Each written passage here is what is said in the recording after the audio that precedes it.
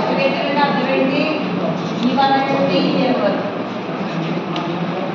అంటే నాకు ఇక్కడికి డిఫరెన్స్ ఏంటి E0 ఒకటే యాడ్ చేశాను సో E0 ఒకదాన్ని తీసేసి మిగిలిన ఇట్లా చేస్తే అన్నీ ఉన్నాయా లేదా ఇప్పుడు పాజిటివ్ అంటారు ఈ స్టార్కి దీనికి డిఫరెన్స్ ఏంటి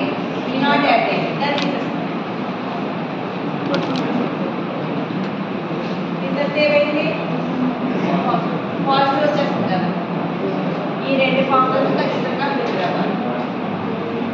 ఎందుకంటే క్లౌజర్ అనేది చాలా ఇంపార్టెంట్ కాదు అర్థమైనా రే ఫార్ములా ఎలా వచ్చిందా అర్థమైనా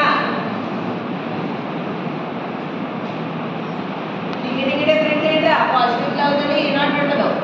కానీ స్టార్ క్లౌజర్లో E0 నుండే ఉంటుంది అంటే నేను స్టార్ వేసుకుని మైనస్ E0 చేస్తే నాకు సరిపోద్దిగా అంటే ఒకదానికి ఒకటి రిలేషన్ చూపిస్తుంది